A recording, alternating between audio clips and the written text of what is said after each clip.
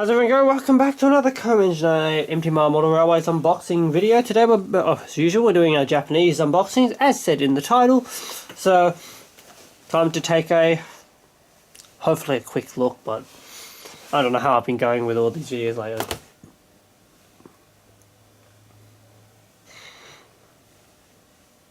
Alright, so I recently acquired, today's actually, this is like the third unboxing I'm doing today, so I do apologize if I sound a little tired. I'm going to take a break after this one, but may as well fit one in what we can. This is a Kato 223 2000 series. They are the JR West Rapid Transit units. So this is the 4-car variant. They are also available in a 8-car version, and you can actually couple both of them up to create a 12-car version. I may end up getting that 8-car one day, I don't know, possibly. We'll see what happens.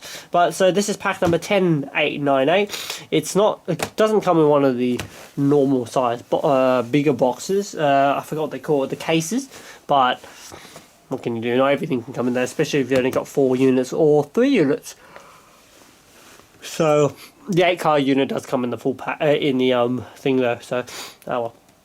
So we'll be back to polystyrene in this box. Anyways, let's get into it, I guess. Let's make it efficient. So this is actually not the only Suburban unit I have as well. I've got a 225 that will be in a following video. Don't know if it'll be the next one. Don't know if it'll be the or will it be the one after. Depends what I feel like doing an unboxing of next.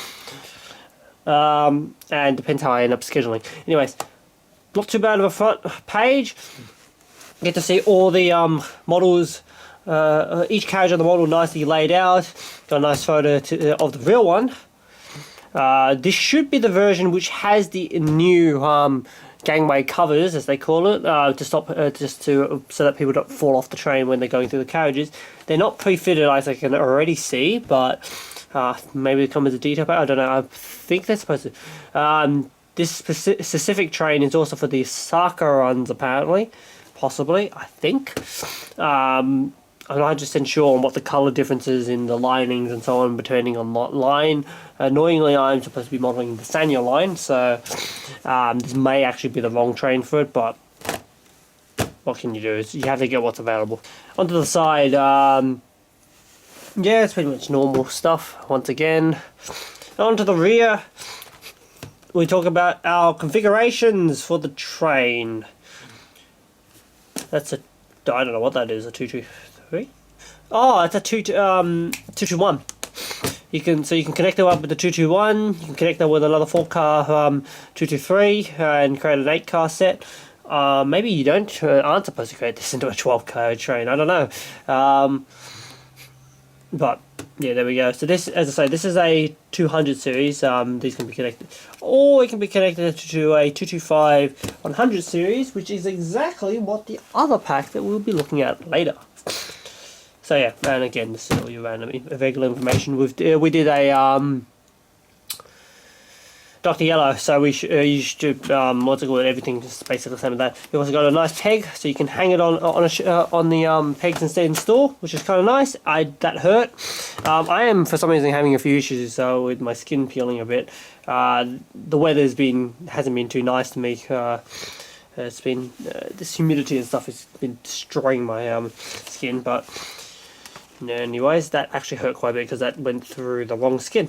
Anyways, let's get it open, I guess. There's only one way to open it, so it's this is the Shinaksuku? I do apologise. I can pronounce some Japanese words, but I also struggle to pronounce others. I'm just not used to the particular pronunciation. I'm just going to take it off camera for a little bit as I try to unpack this. We may have a jump cut. Folded a little bit, unfortunately, but oh well. It's a bit hard. It was a bit stuck. So let's pull her out. That should be everything in the box. We'll place that away. Don't destroy the 25 series carriages sitting in the back. That will be ideal, I think. Ooh, that's nice. That's a nice way to pack your instructions. Very nice. Let's get this opened. So these are a whole lot of destinations decals, like basically all the other units. You can put destination decals on. I cannot read any of them because they are way too small, and obviously because in real life you have the small English print on the bottom and then you have the Japanese print on the top, and because I can't read Japanese, that doesn't help, and because I can't see the English, I can't. So yeah, we'll see what I'll have to go and get a magnifying glass or something. We'll be done live. It's just showing instructions just been folded in half. That's interesting, but it's fitted out pretty well. He's had a nice photo on the back, I must admit. So available as sets 10.98 and 10.99. This should be 98. This is 98. I thought it was 99. Oh well, never mind. Let's open up.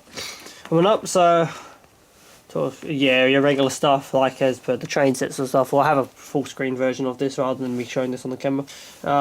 This is actually showing the other variant of the train, which has... Oh no, this is a... They do have twin arm pans. I thought they had single arm pans on these. Interesting. Very interesting, alright, sure.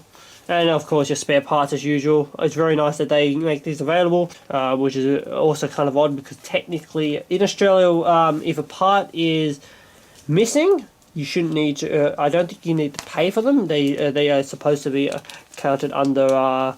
warranty if parts are missing. Of course, these don't have warranty in Australia. These are imports. Too bad. Let's get into it. Got a little plastic cover that stops things from getting in the way. I've taken a bit longer to do this than I wanted to, and I do apologise. What are these? Oh, Destos. What? Yes, they're Destos for the front. Yeah. I don't know what that bottom piece is. And these should be the walkway covers to the side of the unit, so that what's it called? Those things that stick on the side for the safety barriers. So there you go. They do come in the pack. You have to fit them yourself. Let's get into the model. Let's get to unpacking the models. This is your first unit. This is not the motor unit. This is freewheeling. Looks quite nice actually. I think those must be exchanges, so you can change them out, or for the I don't know. I have to go and check. Looks like a regular Suburban carriage, don't you think? It looks pretty nice, especially for the guys who do the Japanese stuff. Of course, but yeah. I don't know how the couplers work. Supposedly you're supposed to be able to couple with them, but they don't have much play in them. Have to go and find out. You got and you also got nice internal Oh, this is your motor unit. Second part, you've got a pantograph as well, the twin arm pan, very nice. So yeah, this is your motor car, all-wheel driven and no traction tires. Awesome. Yep, all-wheel driven or traction tires, and once again you've got, and they've actually all used these little couplers, which is really nice. So it doesn't use any of those massive things like the regular carriages. I guess those are standard, so you kind of have to all of them have to use it. There we go, another carriage. Really not much in terms of the undercarriage detail for this one. I guess it's just a trailing unit then. But yeah, so nice. And our final unit, which is also our other driving car. Yeah, I'm gone. I'm going to take a break after this this part, and we'll get into the close-ups in a minute. So yeah, there we go. Not too bad at all. Looks nice, especially with the pans. So awesome. Very nice, nice set of carriages. Let's move everything away and go nice and close up and see everything in nice precision detail. Just before I forget, even though I'm already half in preparing for the next section to do the close-ups, let's quickly jump into and do a bit of brief history of the... And brief history and background, I think, is what I'm going to change it to, because sometimes we can't, what's it called, history isn't 100%, especially if it's something new, history isn't really a thing that's available, so a bit of background on the Series 223. The Series 223 is an electric multiple unit that is operated by JR West for suburban and rapid operation. 927 carriages were built by Hitachi, Kawasaki Heavy Industries and Kinki Sharo, and run in 2, 4, 6 or 8 carriage configurations. They are an evolution of the Series 221 design, being designed to operate on rapid transit services, with a top speed up to 130 km an hour. First entered service in 1994 on the Hanwha line, The last unit was constructed in 2008. A test unit designated 223-9001 was constructed in 2004 by Kawasaki Heavy Industries to trial new technologies and act as a prototype for the later units. This has been the only unit of the class to have been retired after completing its work in 2019. Today the class is used in the Kansai, Chugoku, Shikoku regions alongside the 221 and 225 series trains. Alright, so we've got them all set up at the moment. We're not going to look at all 4 carriages, so we'll just look at 2 of them once we get, after we do a quick spin of the 4 of them.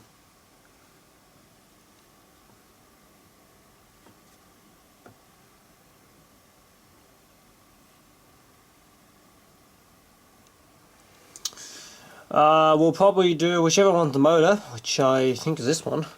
Yeah, that's the motor. And probably the front unit, because that should show the 2 different types of carriages. So, alright, so here we go. We've got carriages 1 and 2. I'm not sure what their specific numbers are, but we'll find out once we start rolling through it. I'll just put the pan up. I've removed the tower so that we can see the wheels and stuff. I've actually chocked one of the wheels so that on the driving unit, the cab unit, just so it doesn't roll away, because that one the wheels aren't locked. So we'll get in a little bit closer just so we can actually see those details even closer. So we're going to begin from the front of our driving unit. Yeah, so this is our cab end, obviously. You can see there's holes on the front left and right side of the cabin. That is where you fit your safety rails, I think they're called, safety guards, for the gangways. Or you can just run them without, but then you'll have these rather large holes in the side of the model. So up to you. For the basis of this video, we'll run them without, but in the future we'll get them fitted. So yeah. Got headlights. You got your very nice Destos. I'm not sure if they turn on or not. If they turn on, that'll be great, but it doesn't really matter, honestly. So you got your destination stuff. It's set up for the rapid service, if I recall. No idea what the destination is because I can't see, and even looking through the cameras, you can't see what it actually says. It's got a couple on the front. The couple that does work allows you to couple it up other units. Pretty cool that they work, honestly. They look pretty nice as well, and they're practical, so it's see how long they last. They're also in between the carriages, so it'll be interesting to see how long they last. We've tried that sort of stuff in for HO and what's it called, we end up having to use magnets because the clips that they use aren't strong enough. Should have directional headlighting, no reason why it wouldn't. There's a light switch underneath the model as well. So alright, so now that we're going to kind of crash into the other unit, let's zoom it out slightly. You got your gangways here. Your gangways are pretty nice. There's actually no glazing on the door in the middle. Don't know if that's correct or not, but there is no glazing there. Doors in the closed position. Would have thought the open position might be more necessary because technically they're always going to be connected, but okay. Painting on the side looks really, really nice. Very crisp lines, very sharp lines. So nothing wrong with that. Also with the little decals on top of the doors, very nice and sharply painted, very, very clear. Looking up a bit, we can see that the pantograph is nice as well. It is your double arm pantographs on these units as well. So they do not spring; they are manual, and you push them up. They do, when they come up though, they do come up a bit odd and a bit lopsided. You got separately fitted air conditioning units, which is really, really cool. Going down and just having a look at the glazing. Glazing looks good. This is carriage number 2161. Glazing on the windows look good. They look like it does look like though that they're not separate windows or anything. It's all one. Ouch! It's all one piece. The bogies look pretty nice. It's not bad. Looks like what a Suburban bogie should look like. It's especially with things like your shocks and your suspensions. Those are, you get your suspension just connecting the bogie to the body of the unit. Looks really nice. Continuing onwards, you got all your undercarriage stuff. The two of the units have undercarriage stuff and two of the units don't. So you got your holes to have your desto stuff fitted, again on the desto sheet. And yeah, so very nicely printed. The doors look nice. I'm pretty sure those are all molded in though. So once again, you get your couplers. Again, these are all, they use the same couplers all throughout. Not sure if that's how it would have been in real life. I'm pretty sure between carriages they're usually semi-permanent and not the Schaffenbergs or whatever they want to call them, because they're different standards. But the main ones we use down here are Schaffenbergs. On the back, once again, looks basically the same. They're the same train, you'd expect. You got very nice printing again. Your disability wheelchair accessible doors. After all, this is the front carriage. Once again, you got your undercarriage detail and your reciprocally fitted AC units. This is carriage number, I can't read, 2069 I think is it, and you got your JR logo on the side. So that's the JR West logo, with the correct colouring for JR West compared to the JR Shinjuku, which also have some of the same type of trains, but so that's probably ends our close look. Definitely looks nice. Very, very high detail little models. This is from the latest run of the 223s. Recently, I think they came out last year. I think they were, which is, last year means nothing on this. 2023, if I recall, was the when they came out. So yeah, not bad at all. Let's jump over to Lau and give them a test run. We'll of course have to do a firstly do a run of the what's it called, motor unit, but otherwise yeah, so what's it called, run in the motor unit, but then we'll run the whole train. So let's go. Alrighty, we've made it to the layout. Been seen in the last few videos already in this particular setup, so but this one, unlike the others, we're going to complete the rest of the video all on this track. So got our 4 back again. It's been put back in the polystyrene just so I can transfer here safely. We'll just bring out the power unit, which I can't remember which one it was. Feels like this one. Yep. Right, so we're just going to use this unit first. Run it in, of course. We'll get a few shots of it running in both directions, and then we'll obviously couple everything on, and then we'll do some operations with the station. We'll make it the C62, which is not in, yeah, it is in frame, C62 out of the platform, so we can do some arrivals or whatever. So shouldn't be too hard to put on. It's we've got 2 bogies, nice and easy. So let's just firstly shunt it. Let's see how it rolls. Pretty much as expected for a Kato model.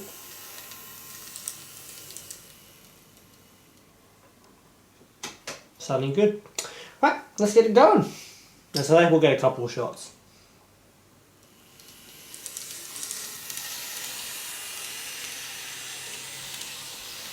I do apologise, my shadow for that whole section.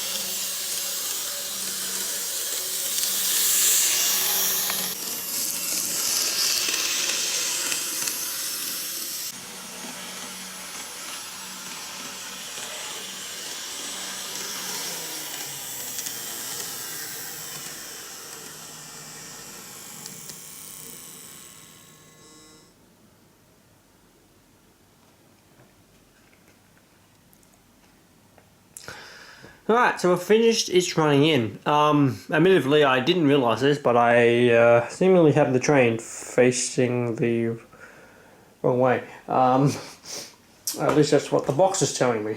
So, yep. So I need to quickly have yeah, supposedly it's the wrong way around, so I have to quickly just pick it up and rotate. But in your case, we'll put on the other carriages and let's get some running with all the carriages. So let's just place this on nice and simply. Coupling up is nice and simple. They just, assuming you've got even force, which I don't, making sure there's two little pins, making sure they're aligned, and then clips on pretty well. Right, so I'll put the rest of the train on and then we'll get to capturing it with this train. And there we go. All 4 carriages are on. We even put the pan, try to put the pan up evenly. Awesome. Just for the sake of testing it, let's have a look at our lights. So lights do what's called 2 bottom lights for going towards and in reverse, red lights, and the destinations do turn on, which is really nice. Right, well, let's let our head off and get some running shots. We'll get more than a few in a couple, unlike the single one. We'll actually try to get a few shots. And we may even change directions.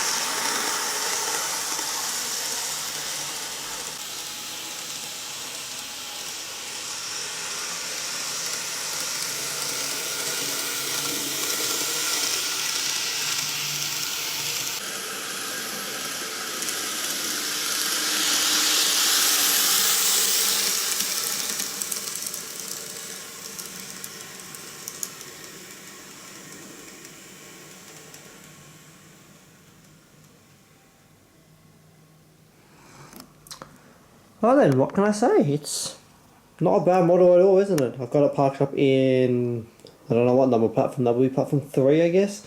The bay platform, got the C62 moved out and parked onto this line, which is now blocking Dr. Yellow. But, oh well, never mind. But yeah, definitely not a bad little model at all. Runs really nicely. Mode is a little bit noisier than I expected, but admittedly, I've noticed the DMUs, EMUs have been always more noisy than the steam engines, and lately I've been running steam engines, so yeah. Motor seems powerful, very powerful. It could probably handle a lot more than what it's got, so the 8 carriage rate should be fine. Wouldn't mind to give it a go in the future, never know. Detail is gorgeous. This is one of their newer round models. Of course, as I say, there are the extra details to be added to this model, and they do give you a little bit of customization, which is really, really nice as well. Livery is nice and crisp. Motor seems nice. Started out noise, and as I say, talking about the noise, it did start out a lot of noise inside, and it did have a bit more gearing at the beginning, but definitely that's all been cleaned up as it's done. It's running in. Yeah, honestly, nothing too bad at all. Interested to see how long these couplers withstand for. They're really nice having these sort of couplers because they look realistic when they're not coupled up, and they also work. So yeah, other than that, I think that's all I can probably say about it. It's a really nice model. Definitely if you're doing the sort of Osaka Suburban rapid transits, it's a nice train to acquire. And if you're someone like me who's up to the job of, or at least interested in somewhat changing it up so that it would operate on something that I am modelling, there's always the option for that as well. Very, very versatile unit in real life. They operate in a lot of sector areas in the JR West sector, so definitely a nice addition to have to the fleet. Anyways, I think that's where I'll probably leave it. I hope you guys have enjoyed joining us for this, well, the first EMU non-Shinkansen unit on this channel. Well, it's not on this channel, for our Japanese rail fleet. Definitely won't be the last. There's quite a few others I need to get, and one of our following videos will be another one as well. So, in fact, we may even run them together on that video, but we'll see what happens. As I say, thank you all for watching. Hope you guys have enjoyed joining me for this unboxing and look at the Kato Series 223 EMU.